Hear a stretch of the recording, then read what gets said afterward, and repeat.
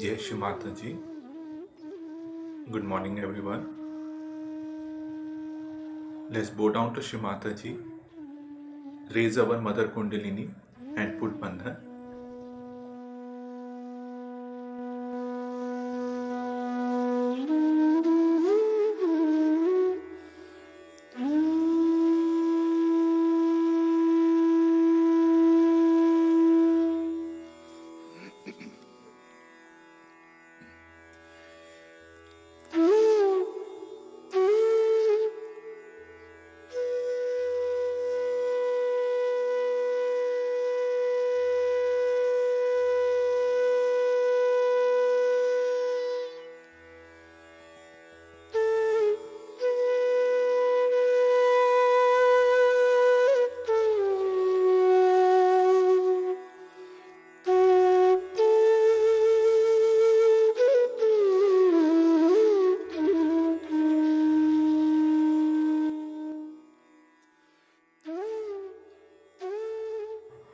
Shri Ganesh Mantra.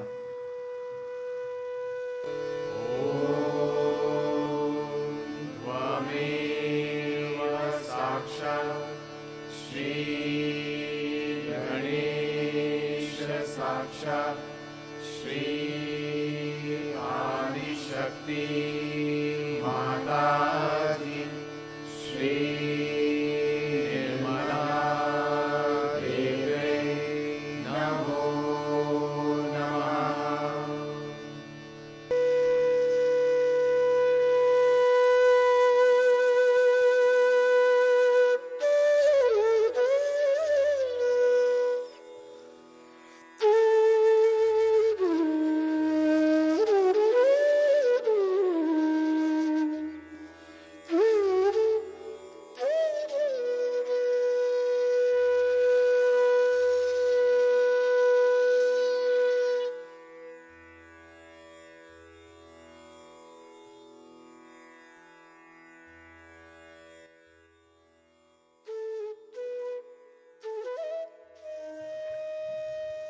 Now let us listen to Shri Mataji's speech.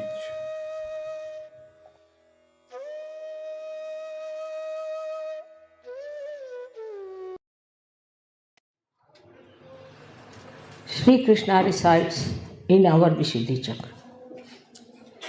In the center he resides as Sri Krishna. On the left hand side, his power, Vishnu Maya, his sister, resides. There he resides as Gopala, as the one who lived in Gokul, played as a child. On the right hand side, he resides as the king who ruled in Dwarika, the king Sri Krishna. These are the three sides of our Vishuddhi Chakra. The people who use their right side to dominate others use their voice to put down people, to show their authority, shout at people, are the people who get affected by the right side. The right side is caught up. On the physical side, you get a very big problem because the right heart cannot work out its flow. So you get what you call asthma and all these diseases, but especially when the right heart is affected by the father's problem. On the left side is the Vishnu Maya, is the sisterly relationship. When the sister, who is your pure relation, is not treated as a sister, when the attitude of a person towards women is of indulgence and of lust, then he develops the left Vishuddhi. When he develops a left Vishuddhi very strongly, and if he has a bad agya, or if he has eyes which are roving eyes, then this left Vishuddhi causes a lot of trouble. Left Vishuddhi can be also caused by, as you know, by feeling guilty about things or nothing at all. All these problems arise from Vishuddhi. But Vishuddhi Chakra has a speciality. When the human beings raise their head upward from Mother Earth towards the sky, ether is Sri Krishna's nature. When he raised his head towards the ether, towards the sky, then this Vishuddhi Chakra developed into a different dimension, and people started developing the ego and superego. Superego was already developed, but ego developed in such a way that it started suppressing the superego. That's how you have got conditionings on one side of the Vishuddhi and ego on the other side. When I told you the other day that you give up your free will, in the sense that when you raised your head, you did it through your free will with your power of growing that you had as animals. After that, now you have reached to the human level, and to rise above the human level now, you have to do is to seek your complete freedom. And for that, Vishuddhi Chakra is going to help you along. On this Vishuddhi Chakra, we have to really pay full attention. It is such a complicated chakra. It has all the vowels of a Devanagari script emitting out of the sound of the Shakti that is passing through it, of the Kundalini that is passing through it. So all the vowels are heard on these chakras. These vowels are, as you know, 16 in number. Without the vowel in the Devanagari, you cannot write anything. Vowels are the sustenance, are the power that supports every consonant. So it's very important that our vowels have to be fully nourished and respected.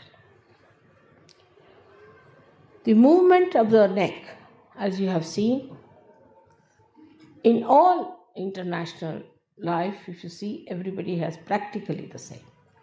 Even those who cannot hear, those who do not understand your language, you can nod like this, you can say no like this. Everyone understand this is yes or no. In some particular area, of course, they have little different type of nodding. But too much of nodding of head is not a very good sign. I have seen people in the West, if you tell them something to show that they have appreciated it, they'll go on for quite some time. That's not necessary. Just have to say, all right, or I've understood it. That's all. You have to use your voice instead of nodding like this all the time. It's very bad, very, very bad for the Vishuddhi chakra. Or some of them are the other way around. That whatever it is, they'll put up their head like this. And they won't talk properly. They will not say a word, they'll just keep quiet. You may go on pinching them, doing anything, they won't budge. This kind of personality is also very much detrimental to the growth of their evolution. Apart from that, their Vishuddhi becomes a very big problem. Because of Vishuddhi, there are so many problems. Like angina, you develop because of Vishuddhi. You develop spondylitis because of Vishuddhi. Sometimes people lose their voices completely.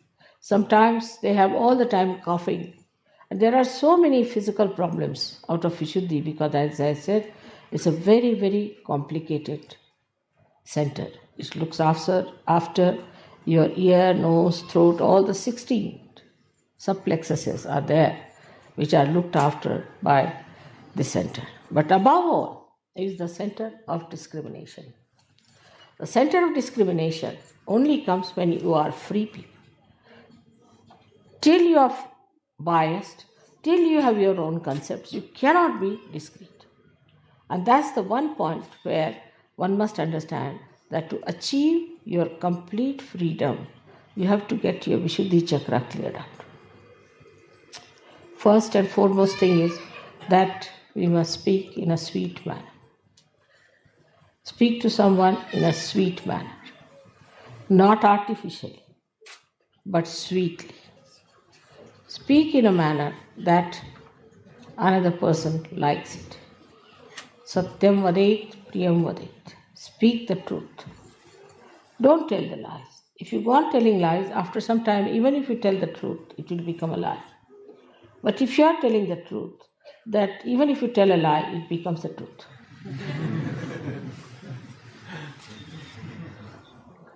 Now, some people think that they can be cunning. By their talks, they can cheat people.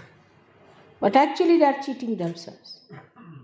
All such people who cheat others by sweet talks, by artificial talks, or by some maneuvering, go to such a horrible state. And in this Kali Yuga especially, they are cursed and they get exposed. And people know about them, that these are the greatest liars ever known. Now the times are coming when all such people will be exposed very much more than they have been ever exposed. So be careful not to think that you can cheat. In Sahaja Yoga especially, you cannot cheat. Those who try to cheat sometimes think that we can be full mother. We can somehow or other carry on.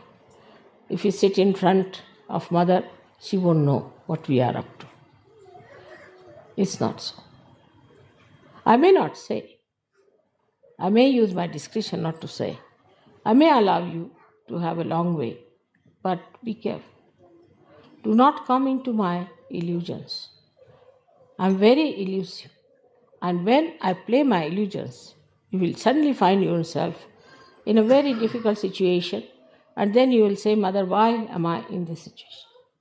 So this is one of the qualities of Sri Krishna, that he is the one who becomes elusive. In his elusiveness, not cunning, but elusive. In his elusiveness, he exposes people to themselves.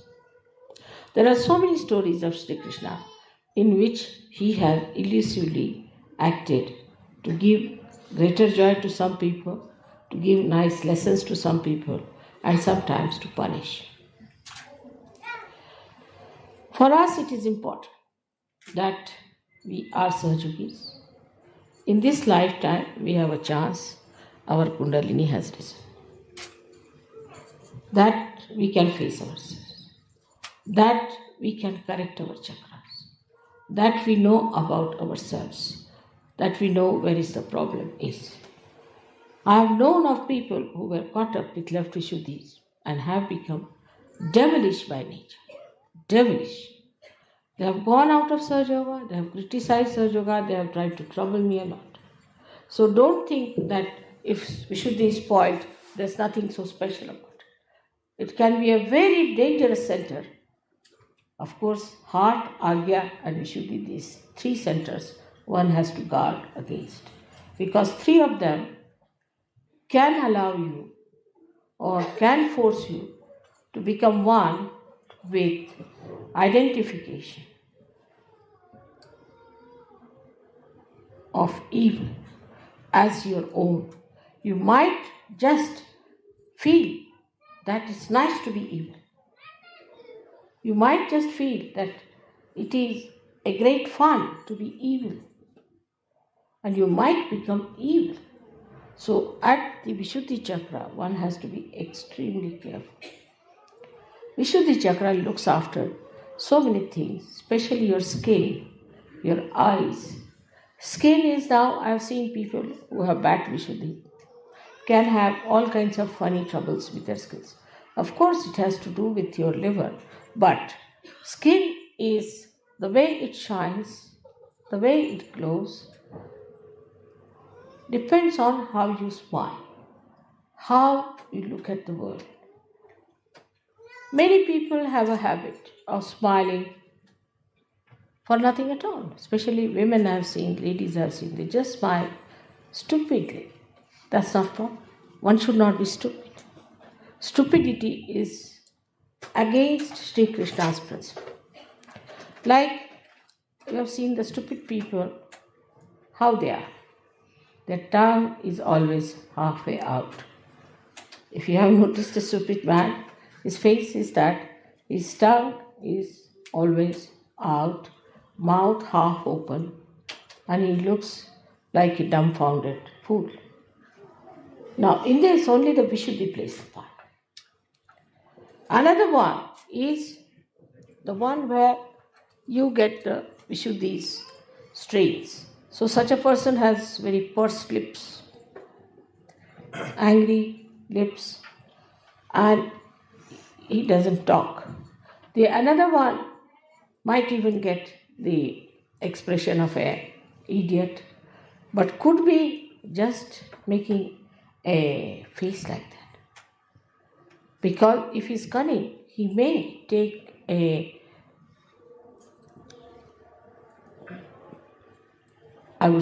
kind of a rupa, or what mask. you say? Huh? A mask. Mask, you can say a mask on his face, that he is an idiot and may try to deceive you. So nothing is definite about Vishuddhi. Whatever may be the expression of a person may look very innocent. Because that's the thing you can do with your Vishuddhi. You are free because you have raised your head. At this point, you have achieved this kind of a special aptitude that you can deceive yourself and you can deceive others. Some people look extremely innocent on the face. They may look to be very simple people, but may turn out to be horrid. Some people may look to be idiotic, but may be very intelligent. So it is how you play with your Vishuddhi which is responsible. But the main thing, what I'm trying to tell you, that you can maneuver your Vishuddhi. The way you want to put your expression, the way you want to make your face, the way you want to suggest something, all you can maneuver. And you can keep your heart away from it. In the heart, you may have poison for a person, but outwardly you may say to that person in a very sweet manner something that the person might feel impressed. But in this, all this behavior, pattern of behavior, you are deceiving yourself, not deceiving the another person, because your self is spirit which knows you very well. And this will go on and on for all your lives that have to come. So there is no need in any way to be artificial in your expression. There is no need to hide anything in your expression. Of course, if you don't like someone, you need not just say, I don't like you. But in that case, you have to be not also so much appreciative of the person that he is deluded into your appreciation.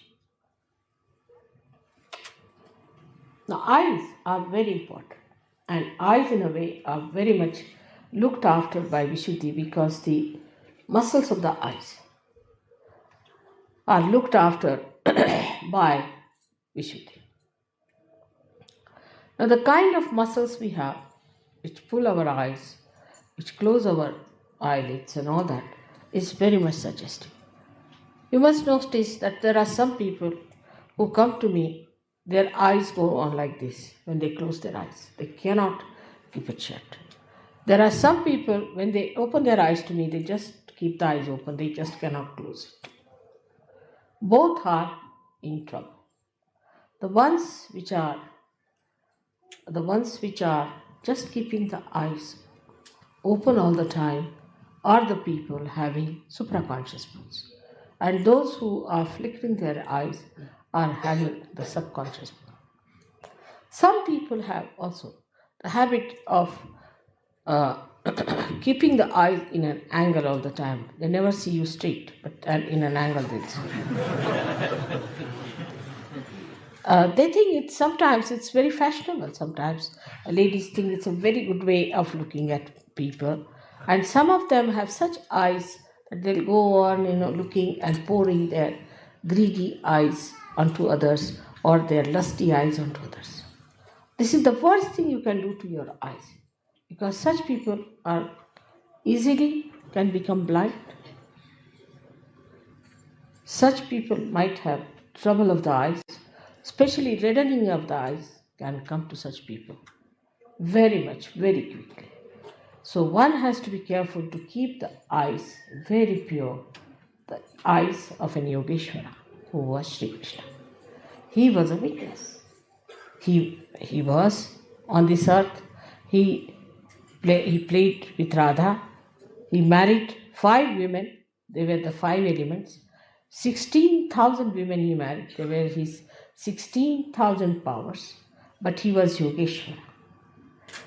He was Yogeshwara. He had no lust in his eyes, in his mind about them at all. He was beyond them. He was Yogeshwara. That was the testing point of his, that he had no lust in his eyes about these women that he had. Such an Yogeshwara is there. Of course, I don't expect you to be Shri Krishna. But you have your wife. Those who do not have wife must look forward to a wife. That we'll get wives and we'll have a wife, and think of a wife who will be your own, so that your eyes will not fall onto every woman who comes across with that kind of a thing. I've seen people, even the photographs or anything they see is surprising. There's nothing in a photograph. What is in a photograph? But even a photograph can attract their attention. I don't know what can attract their attention like this, but they are so vulnerable and they have no control over their eyes. No control. They become absolutely lost and they have no control. That shows that they have no powers in them and they are slaves of their responses. So the eyes are very important, as Christ has said, thou shalt not have adulterous eyes. There should be no adultery. Some people have a habit of showing anger with the eyes. See, they have to show anger with the eyes, they'll just go on looking like this and show the anger. I dare not do that to you, but still. And the angry eyes, you see, are another dangerous things to do with your eyes, because then they can become mesmeric. If you start putting your eyes onto something and concentrating on it, your eyes might become mesmeric, means bhoots will start coming out of your eye. First of all, you will catch bhoots in your eyes, they'll settle down there, and then they will be falling on other people as boots. It's a very, very dangerous thing to go on looking at something continuously with concentration. There's another kind of a stupid thing or a bhutish thing maybe that people ask you to meditate here. It's absolutely wrong. In Gita it is written, still it's wrong. Nobody should put attention here. If they have to put attention at the door. What's the use of looking at a window? You can't get out of it, can you? If you have to look at anything, be on the lookout for the door. And the door is here. The door of Sahasrara is to be opened out. So you should not try to concentrate on this part. Many people who have concentrated on this part have become mad. When they become mad, people say he's a yogi but has got unmani dasha, that he moves like a madcap. How can a yogi be a madcap? That means he is united with God. Is he mad? All such mad people are really mad. They have nothing to do with God, definitely. But there are people who believe in such things. Oh, he is in love with God, so he just jumps on the stage and goes into ecstasy, dances like a madcap. How can God be mad? First position is this, that the sanest personality is God. Has to be. From where do the sanity comes in? So this is one thing one has to understand, that any such practices can lead you to lunacy and one should not do. Thirdly, the indiscretion that one has comes from people who are good-hearted, nice people, but they get carried away by the smiles of others or by the artificial goodness they show on their faces. I've known some people, they always have a face like this, as if they are all the time smiling. I can't do that way. All the time, if you look at somebody like this, you see, it means as if you are mocking at a person. And there are people I've seen who just like this every time, get them like this. So, one should not be always in one pose. Sometimes these muscles can get very weak and start paining if you take one. There are some others who always try to show they are very miserable.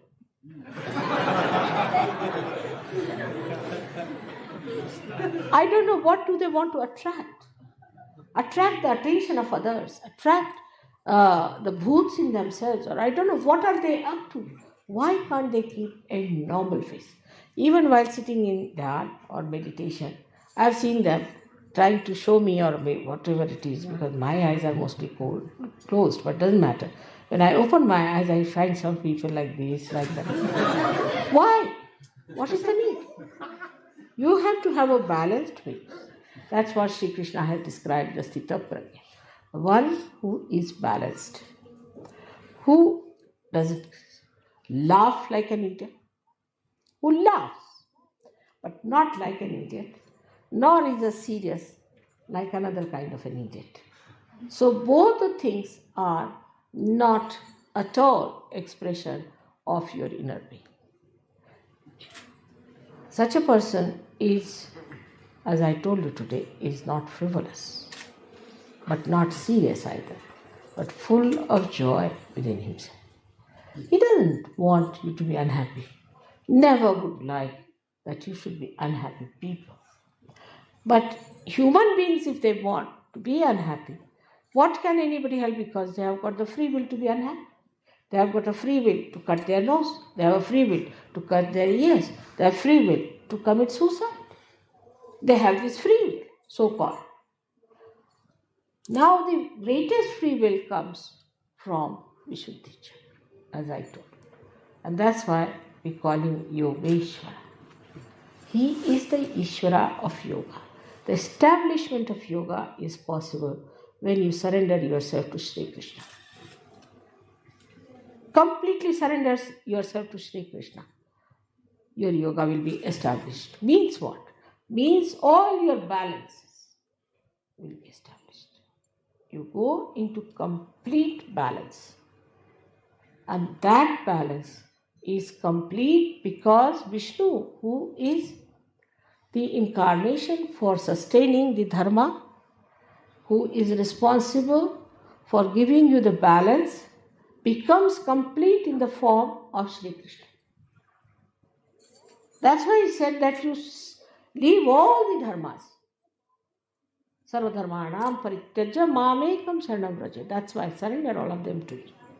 So all the dharmas, if you put it at the lotus feet of Sri Krishna, means if you follow his ideals, then all your dharmas are balanced.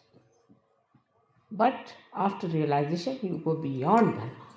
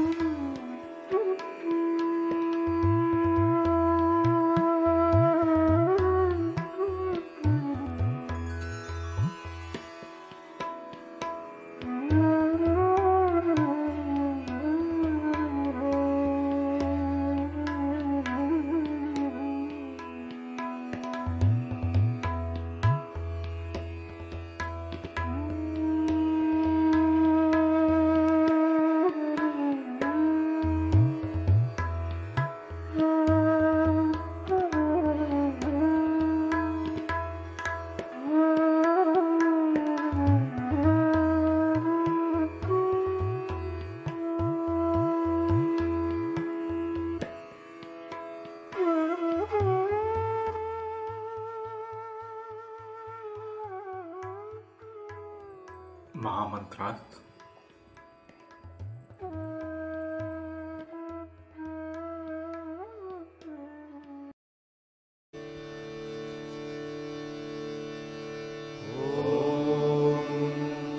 त्वमेव साक्षात् श्री महालक्ष्मी महासरस्वती महाकाली त्रिगुणात्मिका कुण्डलिनी साक्षात् श्री आदिशक्ति माताजी श्री निर्मला देव्यै नमो नमः। ॐ त्वमेव साक्षात् श्री कल्की साक्षात् श्री आदिशक्ति माताजी श्री निर्मला देव्यै नमो नमः। ॐ त्वमेव साक्षात् श्री कल्की साक्षात् श्री सहस्रार स्वामिनी मोक्षप्रदायिनी माताजी श्री निर्मला देव्यै नमो नमः।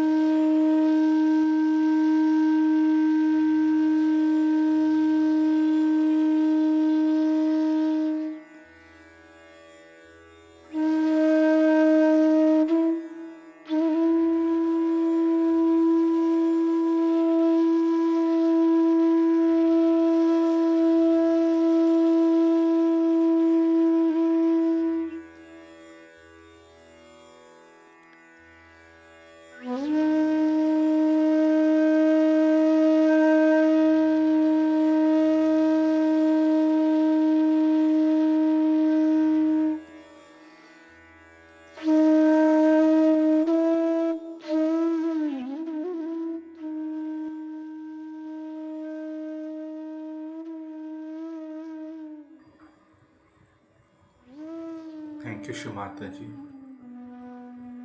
for this collective morning meditation. Thank you very much. Let's bow down to Shimataji, raise our Mother Kundalini and put Bandhan.